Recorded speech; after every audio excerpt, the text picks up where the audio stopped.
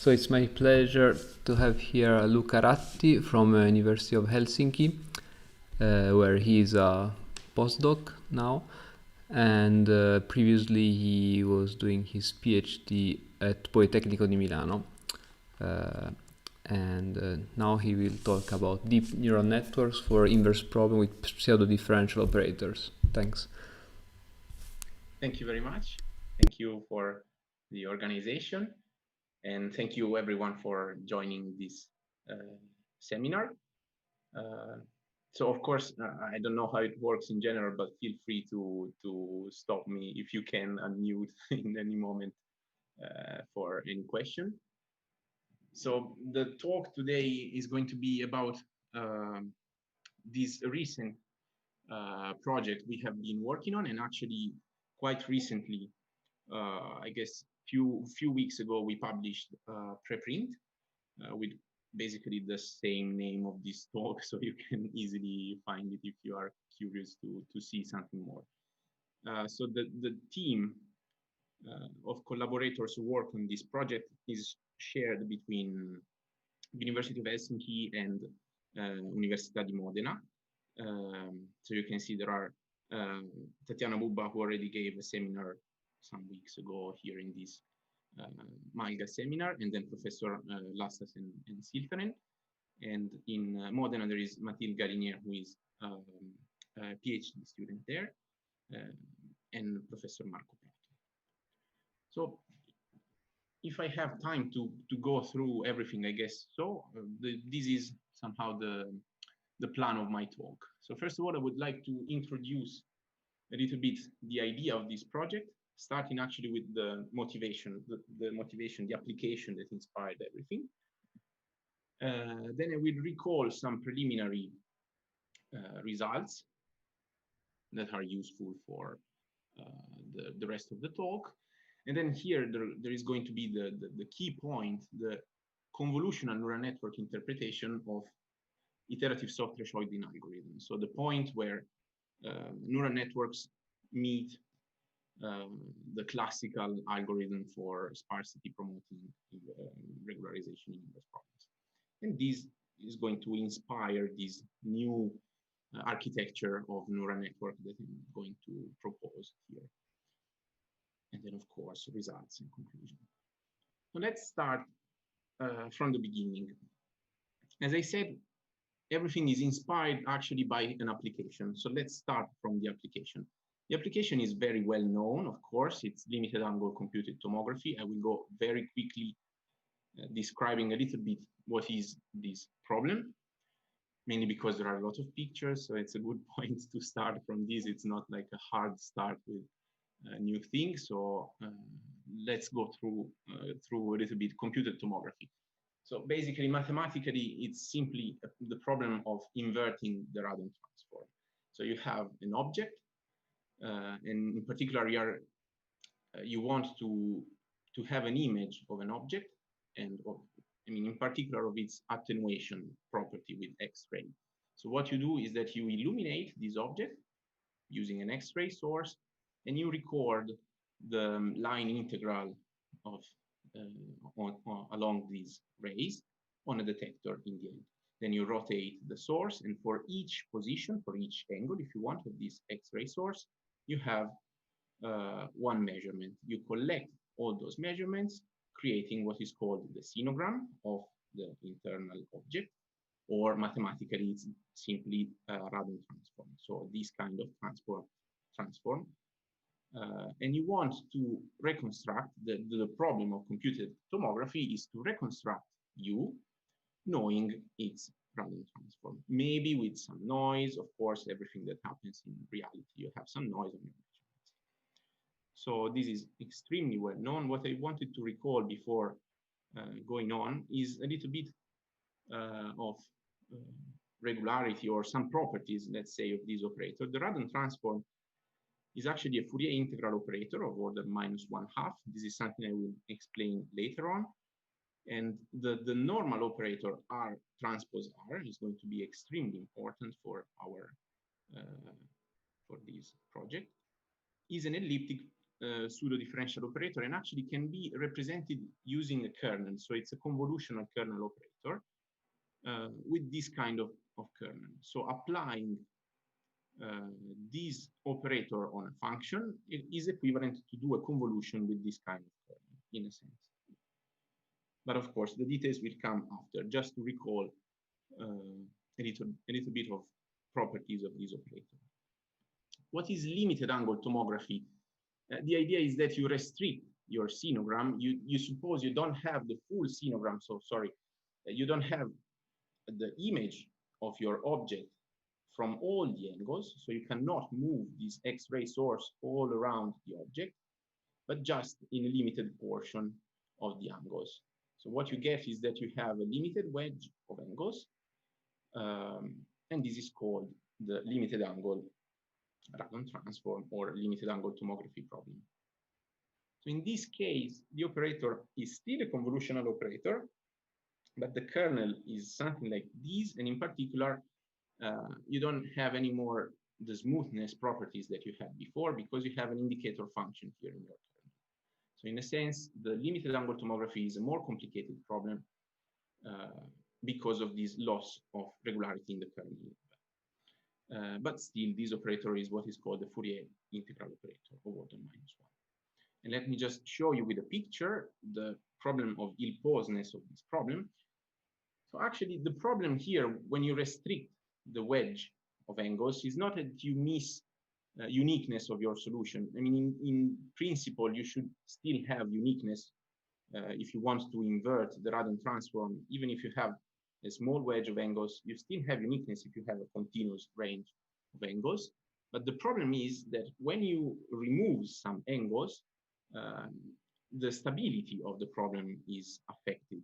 So what you see is that if you apply the most standard algorithm for the reconstruction, that is filtered back projection, even the small numerical errors that you have in the process of inverting cause a lot of artifacts in the reconstruction. Here you see if you have the whole angles, you don't see problems with stability.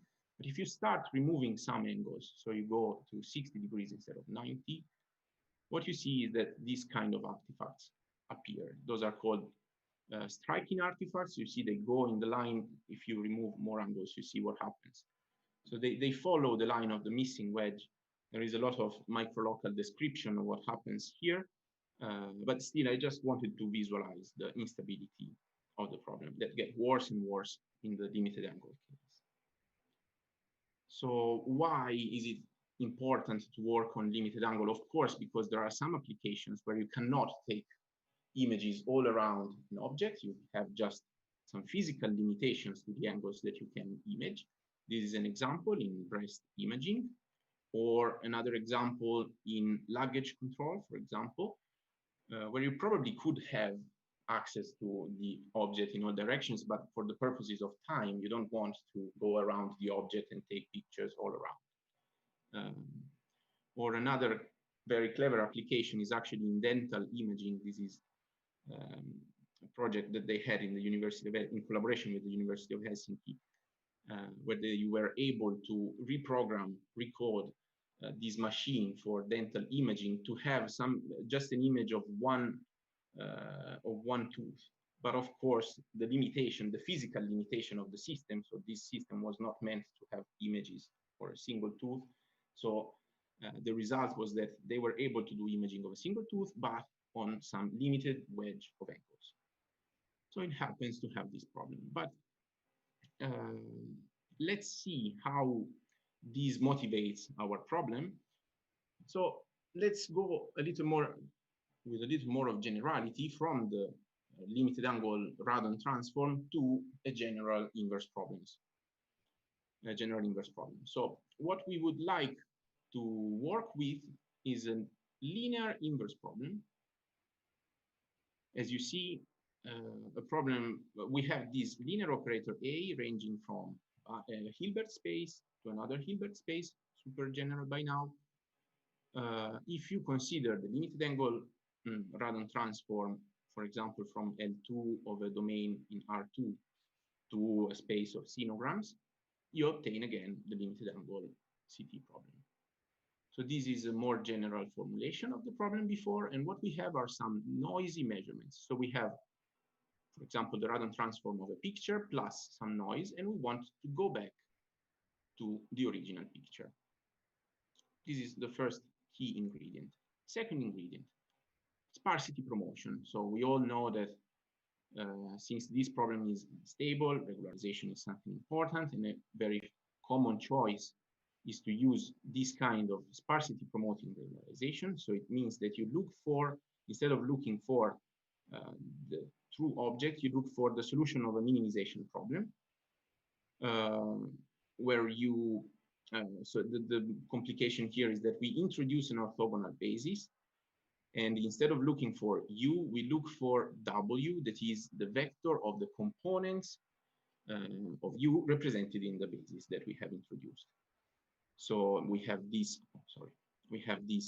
operator that maps an image to the components of the image represented in the basis. And what we do is to look for the components of this minimizer. Minimizer that minimizes what? A mismatch term. So here you see you have some components mapped back to an image, then you apply your operator and you compare with the measurements. Plus, so this is mismatch term plus regularization term, that is an L1 regularization term. So what is super well known about this kind of regularization term is that it promotes the fact that just few of the components of W are different from zero. Why is it interesting? Maybe in combination with a wavelet basis. So if your basis that you are considering for your sparsity assumption is a wavelet basis, what you can do is a multi-resolution analysis. So for example, if you just do sparsity with respect to the pixel basis, it means that you would like to have some images that have few pixels different from zero. But typically in medical imaging or in similar pictures, what you have is you have maybe some smooth regions with some boundaries between them. So what you would like to have is to have few changes. So what few regions where the image have some jumps or some changes.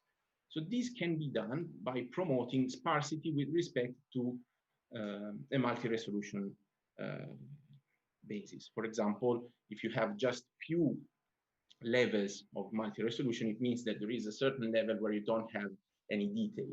So sparsity with respect to a wavelet basis can just say there is a minimum scale where you want to have some details, and few components are different from zero. So this is probably something that is extremely well known. But let's see where the neural networks come into play. So the idea is that how do you solve typically a sparsity promoting minimization problem using the iterative soft thresholding algorithm? This is the most classical idea. It was introduced in this paper, but actually, of course, the idea was well known well before.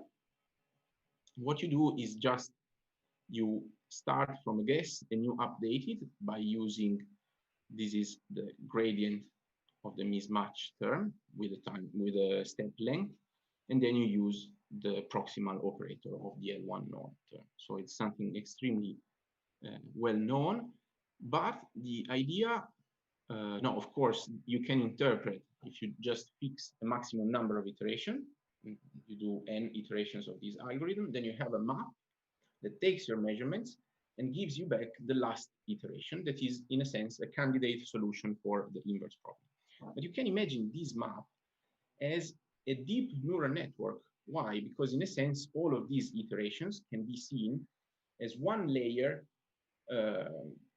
of a neural network. So you do a lot of iterations. Of course, you have for each layer, you have this kind of structure. So you have the previous layer, the outcome of the previous layer, you add some linear operation on the previous neurons, maybe some bias term, and then you apply a nonlinear function, activation function on it. The soft thresholding, it's not a ReLU, but it's something quite similar. I mean, you can imagine it. I have a picture probably later on, but it's still a non-linear activation function, you can imagine. So this resembles, in a sense, a neural network. So the idea is that can we design a neural network that is able to outperform ISTA, to do better than ISTA in this problem? So this is very long story to, to introduce the problem, but actually most of the concepts are already here. Let's start with a little bit of preliminary convergence results on ISTA that are important for the convergence result of the neural network. So we'll just go quite quickly because in a sense, they are some already known results that we had to collect and of course to reshape a little bit to fit with the rest of the discussion. So let me just recall, we're looking for the solution of an inverse problem. And we do so by looking for the sparsity-promoting regularization solution. The main assumptions that we did in the paper are the following one. It means that we did these assumptions. It's possible to relax them or to have a different set of assumptions. I'm not saying that those are the only possible assumptions. Of course, if you change some of them, maybe you have some different results, but this is the road that we took. It's not the only one. So one idea would be to ask for strong sparsity of your solution, exact solution. So not only these components of the vector of the wavelet components are in L1, but they are in L0. So a finite number of components are different from 0. Then you just require that the map is injective. And we have this even in the case of limited angle random transform. Here is, in a sense, the most restrictive assumption that you need to have on your operator. So it must be a convolutional kernel operator. I mean, A transpose A, the normal operator, must be a convolutional kernel operator. That means precisely this, what I was mentioning before. So if you want to apply it on a basis element, it means that you have to do a convolution. Okay, but this is the case, for example, of radon transform and of many other linear problems that reduce to a radon transform. I will show some in the conclusion if I have time. Then you need to have some smoothness of this kernel, namely, okay, in the diagonal, so when x coincide with x prime, you can have some singularities, but still you want to bound, in a sense, the kind of singularity that you can have. And away from the diagonal, it must be smooth. So this is the requirement for the kernel, and this is the requirement for the derivative of the kernel. You will see later on that we can have, for example, a smooth kernel plus a perturbation. This is something that we can treat. But let's stick on this by now. And then on the wavelet basis, you ask really for the most easy requirement, just first order vanishing moment. This holds, for example, even for the Haar wavelet. That's why we use Haar. But if you have more vanishing moments, you can have faster decay of some components that I will show you later. So these are the assumptions, and the results are basically linear convergence of the regularization solution to the inverse problem solution. If you have, of course, that the error size tends to 0. So this is then a bound on the norm of the epsilon, the noise level delta. If it's sufficiently small, then you can select the regularization term as a linear function of it. And then you have this with a constant c that depends. This is the only term that is quite interesting. It depends on the norm of the exact solution. And it depends actually on a bound from above of this quantity here. But in a little bit technical, maybe I can go quickly. Okay, you can discretize the problem. By now, this problem is formulated in a super continuous setting, but it's super easy to discretize here because you already have a basis on your X space. You can introduce another basis on the sinogram, I mean on the object space, and then the projectors on these spaces, and instead of looking for the minimum in a continuous space, you look for a minimum in a discrete space. Of course, you need to use the discrete operator, so you restrict it using the projections that we have just introduced. But basically nothing changes. So we call this solution of the discrete problem with this combination of letters. P is the size of the image space discretization, and Q is the size of the sinogram space discretization. And also in this case, you can recover a linear convergence rate. Of course, delta must go to 0 and P and Q must go to plus infinity. But the requirement is that this condition must hold. So the representation, this residual term must converge like this. And also this condition, this can seem a little bit stricter as a condition. So you require, here the norm is missing, but is of course an operatorial norm of A from X to Y. But in a sense, this is quite natural when A is a compact operator. You have an approximation of a compact operator with a finite rank operator. This is something that you can easily have in most of the cases. So this is still quite standard stuff. Also, convergence of ISTA is something, I mean, this is a quite recent result, but just because it has a nice exponential decay. But of course, everyone knows that in quite standard conditions on the step length and on the solution, of course, you have convergence of the iterations of ISTA to the solution of the regularized problem. So this is something quite well known. And also what we thought is that maybe we're going to have some perturbations of the leading operator in ISTA, this term here, the normal operator represented in the wavelet basis. So what happens if we replace this operator in the ISTA iterations with another operator, Z? So we obtain this kind of updates. But we know that there is a distance between these two operators that is bounded by a constant rho. So we can call this new sequence W rho, and then, sorry, this P should be an N to be compatible with this notation, but nothing strange. So here is the result. You can have some small modifications rho, provided that when you increase N, the term rho N must go to 0. So when you have this condition, you have a bound on your error, I mean, on the distance between your perturbed ISTA and the solution of the regularized problem. And of course, if you have some very clever choice of N and rho, you can recover the linear decay that we are using since the beginning.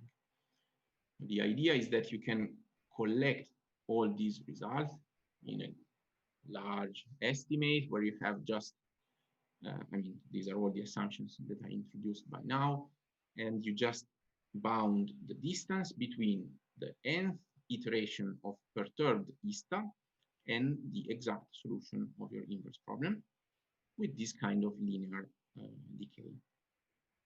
This is the main result that we needed to have before starting the rest of the work. Let's see now the turning point, so the original idea. Let me recall what I said in the end of the motivation part. So I was saying that ISTA can be interpreted as a neural network.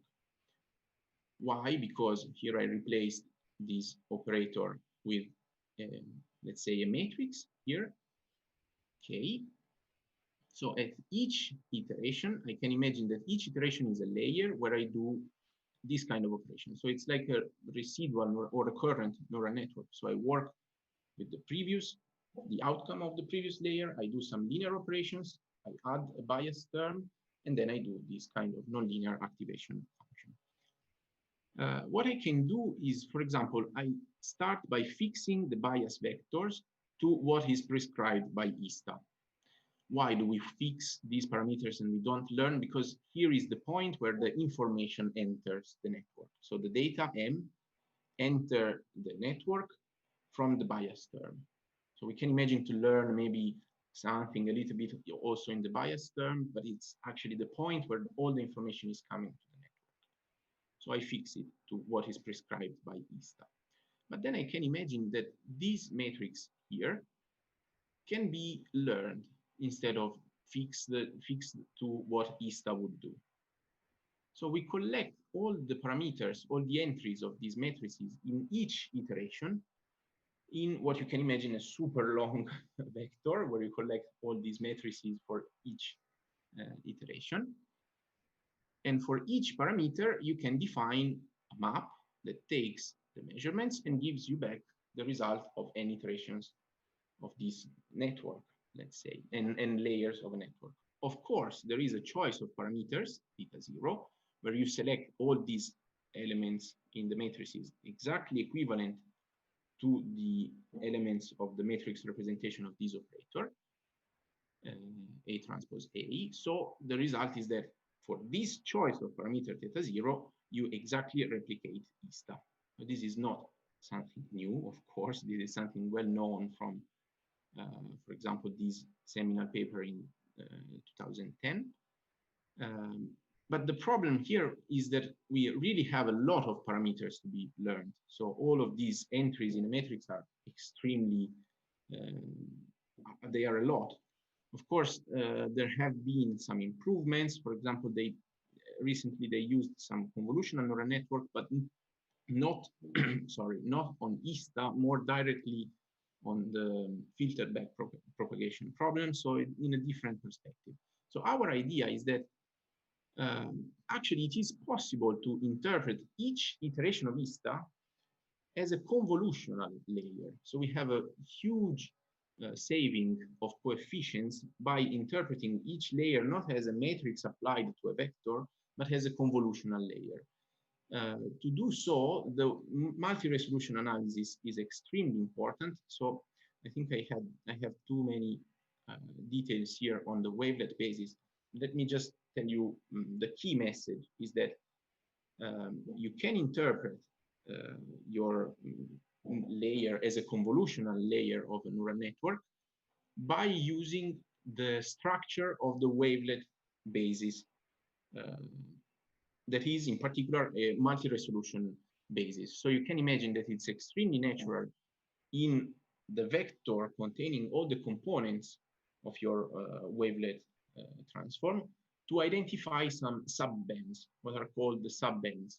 So where you have, for example, different scales, so smaller scales or larger scales, or some details that are horizontal jumps, vertical jumps, diagonal jumps. So it's quite natural in the wavelet basis to identify, to decompose the vector in subvectors, subbands. So the matrix representing the operator A transpose A in the wavelet basis must transform a vector that is naturally divided in bands in another vector naturally divided in bands. So you can see this matrix as a block matrix. And the idea is that each block of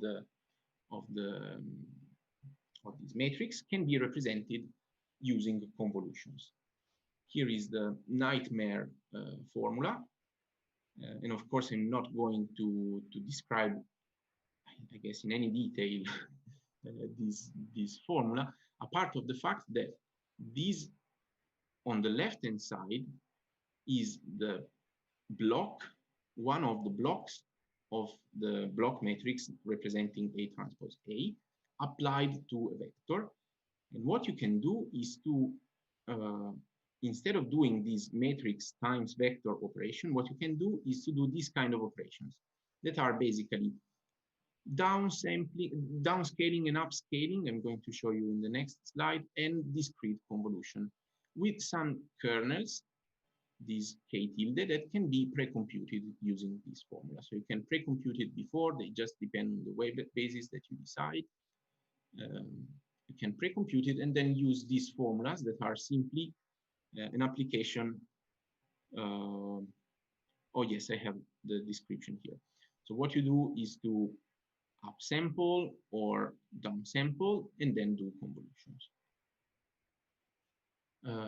Okay, so this is a dramatic reduction of the number of parameters that are required for each network, for each layer of the network. So here is a picture that I hope helps in understanding a little bit what happens. So when you have to apply your A transpose A on a wavelet transform, what you do is to imagine your starting picture transformed. These are the wavelet transform. This is the wavelet transform of an image. What you do is you decompose the original image in all the subbands. For example, here we had 10 subbands of the wavelet decomposition. And for each subbands, you would like to apply a block of the block matrix, but instead you do something like this.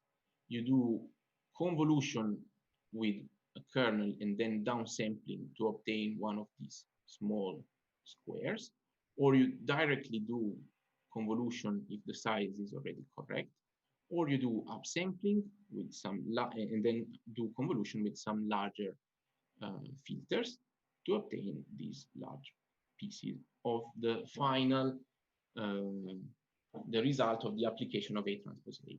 I know that this is somehow the most cumbersome part, and it's extremely technical, I mean, but I hope that the message arrives so that you can, instead of applying a large matrix, what you can do is to use what are some natural operations that you do easily in a convolutional neural network. So upsampling, downsampling, and discrete convolution, but you combine them in a way that is prescribed by this formula, and you are able to replicate exactly what ISTA would do. So I hope I can skip this. And then when you get all all the contributions of each block, you just sum them together and you recover the output of A transpose A. So I know it's extremely cumbersome, but the message is the important part. And the last message of this key section is that still these are a lot of parameters. So we were able to reduce by the square root the number of parameters because we went from matrices to large matrices to convolutional matrices applied to each subband. But still, these filters appearing when you have to do these discrete convolutions with pre-computed filters, these pre-computed filters are very large. So it's not what you have typically in convolutional neural networks where you have small filters. So we said, is it possible to consider maybe not the whole filters, but just the central part of the filters where the important message, where the important information is because of this pseudo-differential nature of the operator we are discretizing. And yes, the idea is that you can extract just the central part of the convolutional filters. Here you see like a threshold on this infinity norm starting from the center. So it creates some square blocks in the center of the filter matrix. And you can set everything as 0. What you get in that case is that you are not able to replicate exactly the iterations of ISTA, but you are able to obtain a perturbation of ISTA, like the one that I showed you before. So instead of having A transpose A, you have an operator Z, but you can, in a sense, bound the norm, the perturbation of this operator, using the decay, the prescribed decay of the convolutional filters that depends on the decay of the kernel of the operator.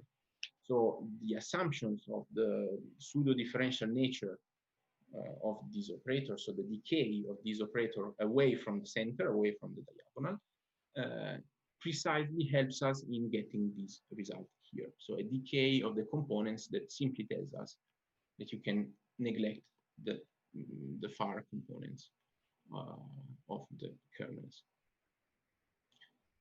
Okay, so let's now go to the description of this neural network. So the idea is already there. Let's see how we implement it and what is the main idea of this neural network.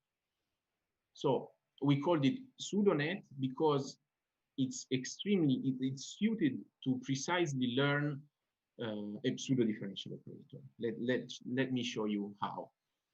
So we have now defined a convolutional neural network that depends on a parameter theta.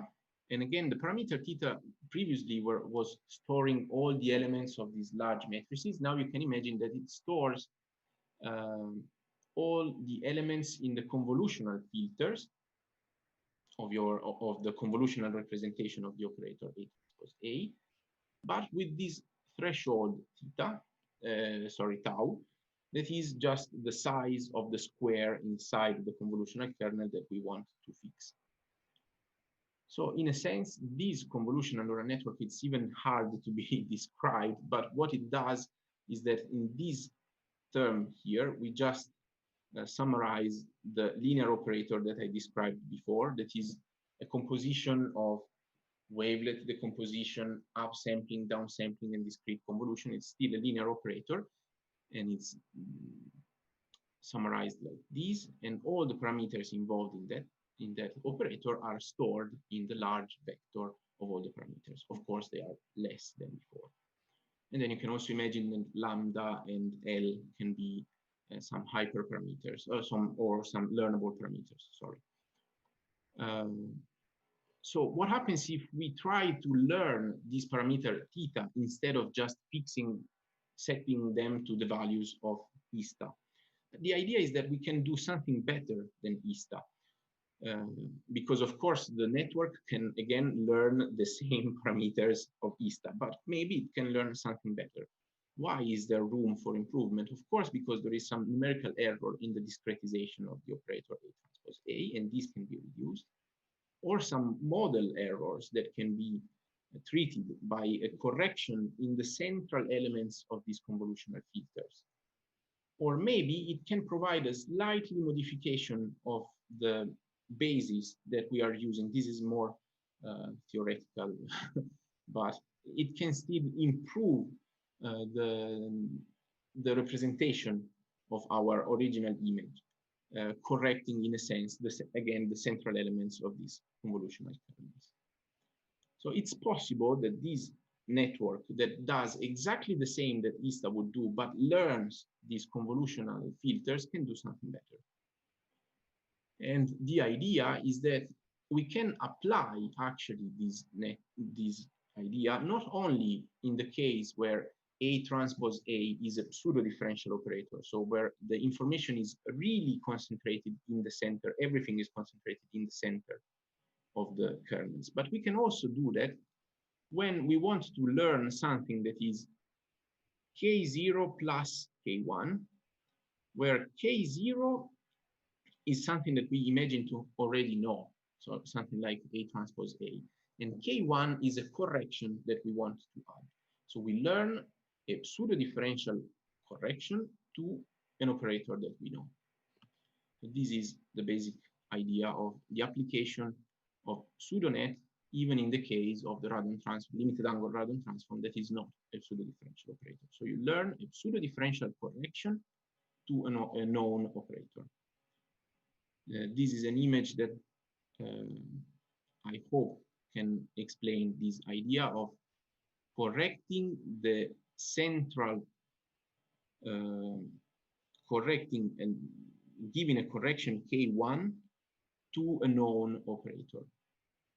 So you split your kernel in a part that is non-trainable, that you already know, and a part that is trainable, and that can be a pseudo-differential correction to your kernel. Okay. The most important theoretical result before showing you, of course, the numerical result is this convergence result. I'm not going too much in the details because the time is almost over. But the idea is that okay, you need to have this kind of probabilistic approach. So you introduce a probability distribution describing the distribution of your exact solution on a space of admissible images. And then you have, of course, a random variable describing the noise, and you assume that the image and the noise are independent random variables. This allows you to define what is the loss functions. What you do is that you take your original image, apply the operator, add the noise, and these are the measurements M. You put your measurements as an input of the network and compare with the, you get the result and you compare it with the exact solution. And you take the expected value, and this is the loss function. Of course, you want to find the network that allows you to minimize this discrepancy between the result of your network and the real image. And the idea is that, I mean, we were able to prove it in the case of Gaussian noise, but there is a lot of room for improvement. But in the case of Gaussian noise, it's quite easy to prove this convergence result, that the loss function goes to 0 when delta goes to 0. There is a square here, but there is also a square in the definition. So it's still linear convergence rate. And I'm not going to give you any idea of the proof, of course. Okay, and not even, I guess I will skip this part because I already gave some details on what it means to apply the network, so I'm not going to describe that. And let me just show you the two different implementations that we had, and then the results we are waiting for. So we want to implement this kind of network. Here I immediately show you the case of limited angle random transform that was presented in the previous slides, but of course I presented in the beginning.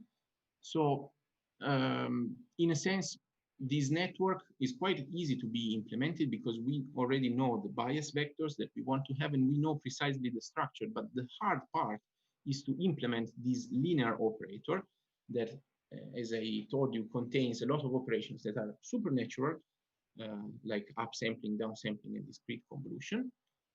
But of course, it's a little bit tricky, and there are a lot of details. The idea is that you can pre-compute the filters, all the filters with the theoretical formula. That's what we did. You can pre-compute all the filters that should be there in the ISTA iterations, and then just tell to the network that there is an external frame that must be fixed because you just want to learn the central part. The central part is set to 0, plus there are these elements here that are collected in the parameter vector. And these elements here will be learned. So you can use probably, if you want, you can use the center of, I mean, you can compute the center even from the theoretical formula and use it as an initial guess for the network, of course. But then the network will improve this part. But another idea, so this is what is called the Pseudonet filter-based implementation. And this is the picture of the network. Oh, here is the picture of the soft thresholding I was telling you before. But in a sense, this is the idea. So you distinguish between the external elements and the internal elements, and you just learn the internal elements. Sorry, I missed. Sorry, probably a slide is missing, but I will tell you just very quickly the other idea that you can have, instead of saying I have pre-computed all the filters, but then I remove some of them and I learn the center.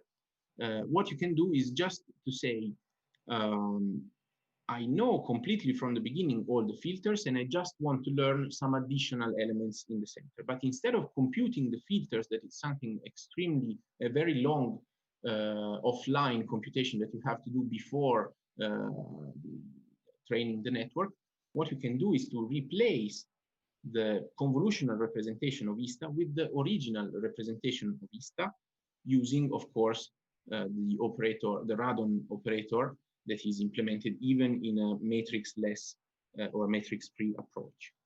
So the other idea, the other implementation is what is called Pseudonet O, that is operator-based network. But these are somehow some details that are mainly on the implementation side.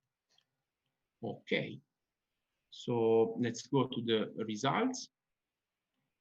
So here are some details on the setup of the numerical results, numerical experiments. So we have images, synthetic images generated from the ellipses dataset.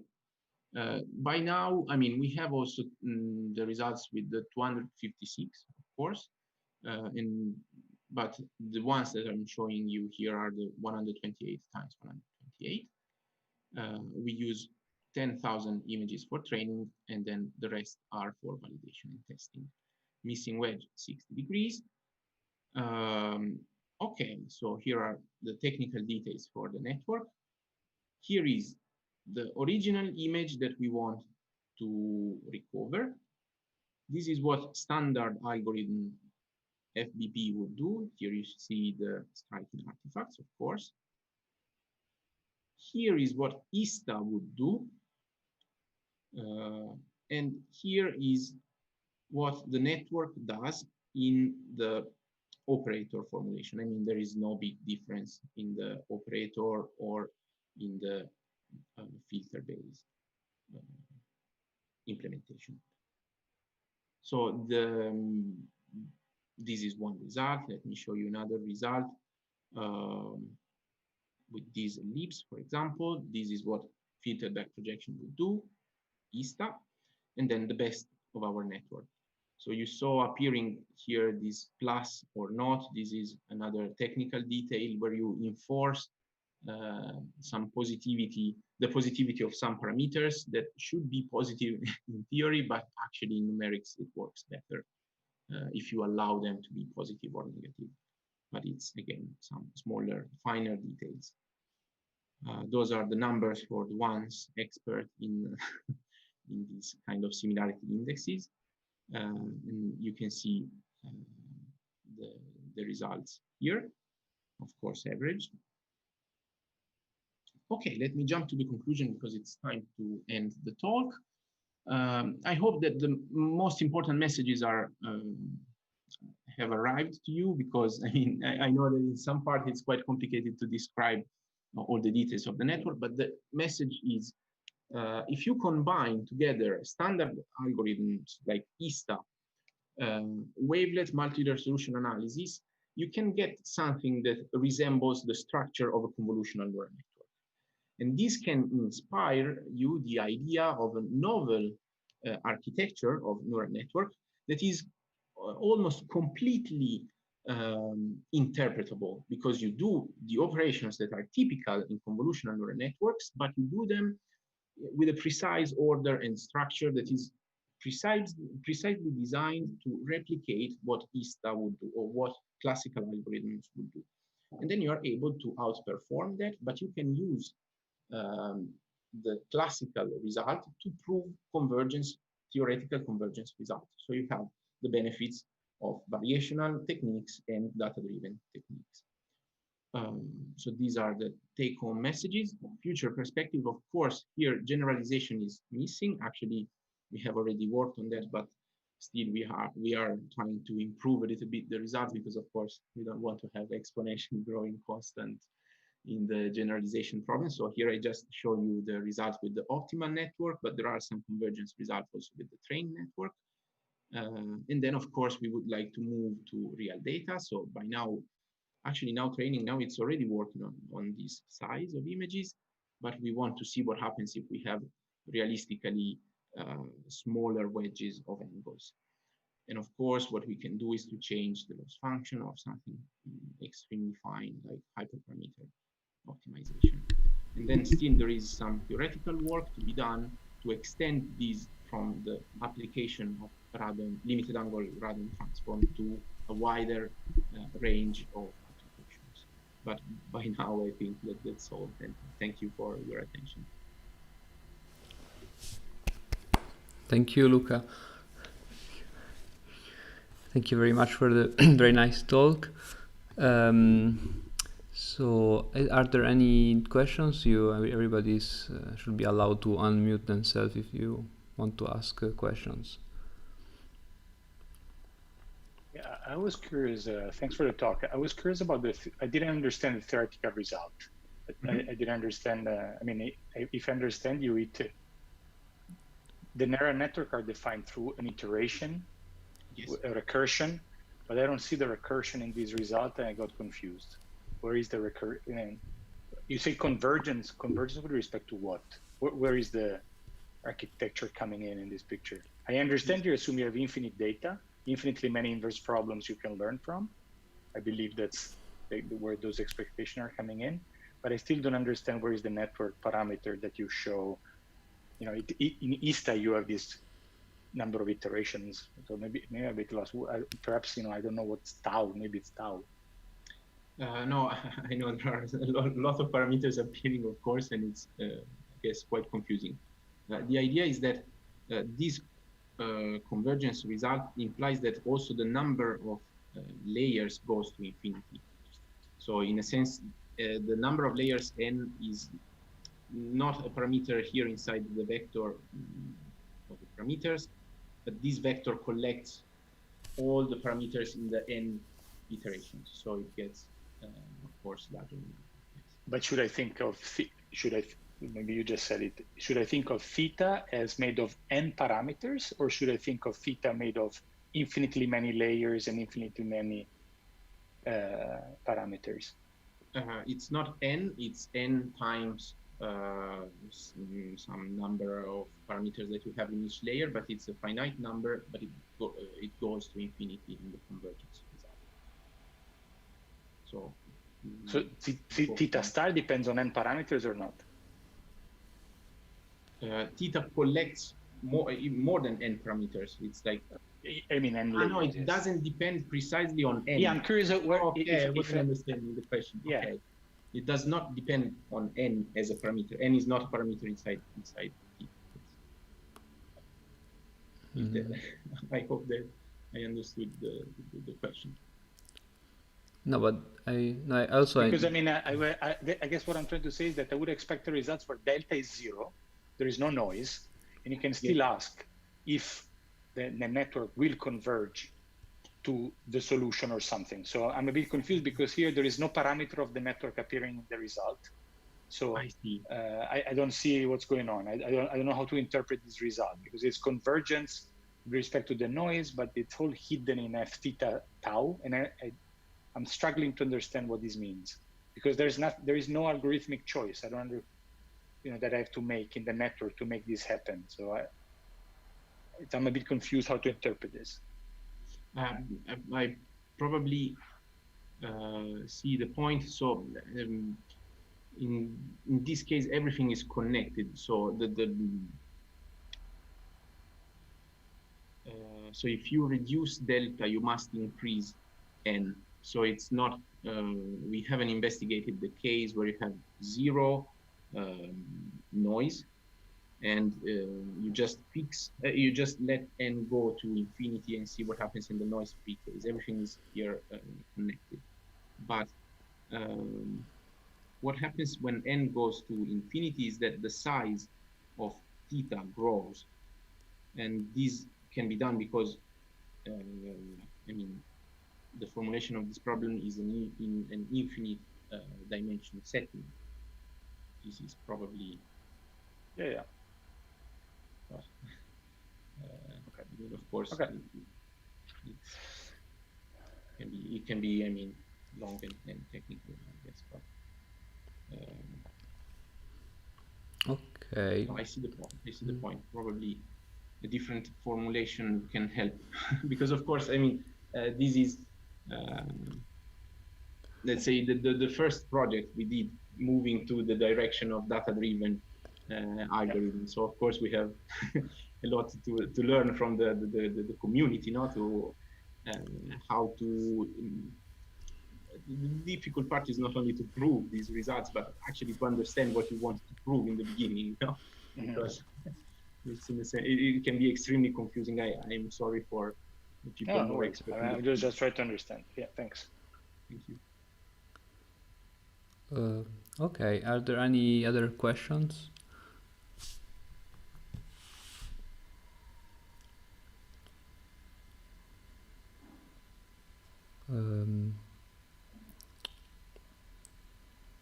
I don't know, just unmute yourself if you want to ask questions. I had just curiosity. So you said basically that you, I mean, okay, in the very technical part of the talk, you were saying that these filters can be pre-computed, the convolutional filters, but I mean, in the end, these are all also learned. So you're pre-computing to use as initial guess for the learning, no? Yes. Okay. Yes, that's one one possibility, but still the outer frame you are using the pre-computed. But I mean, you could learn all of them, but then you will have a lot of coefficients a lot of elements to learn. So the idea is that you can pre-compute them, store the frame, and then learn the central part. Okay. And if you have already computed also the central part, you can use it for as an initial guess, of course. So you tried both cases. So when you yes. don't pre-compute also, and it should be theoretically equivalent, but something changes, of course, during the learning process. And did you slightly different results? Very small. And have you tried to study also the just the convergence of the optimization of the I mean of course it's a extremely hard problem of the when you are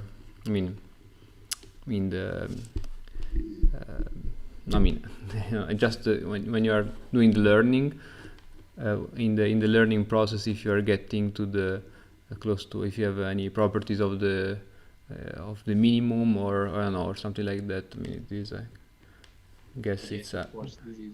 You are not, I guess. I mean, it's an extremely hard problem. We were not investigating that. So the solution of the optimization problem for the network. Yes. Training problem. No. Studying that. You're studying. Actually, I don't know. I mean, no, of course, it's extremely hard and open problem. Yes. I don't know if maybe in that case, maybe adding some other term to the loss function, maybe an additional regularization term to the loss function can help. I mean, it's not needed theoretically, but maybe for to get those results, maybe a regularization term to the loss function can help. Okay. Are there any other questions?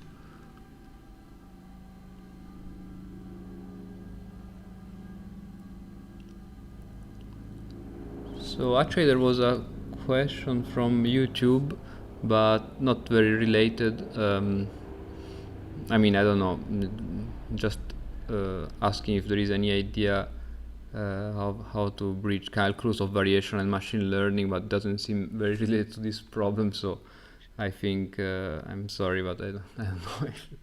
I guess. But it's, in a sense, it's an inspiring question. Yes, it's a very inspiring, but it's broad question. Doesn't seem. Yes, of course. I mean, of course, you can say something if you want, but this is a very, very small example, more than an answer. It's a small example where we tried to combine a bit of extremely small drop in this very large context. Okay. So I guess there are no other questions. So let's thank Luca again with a virtual round of applause. Okay. Thank you. And thank you all for participating to this seminar.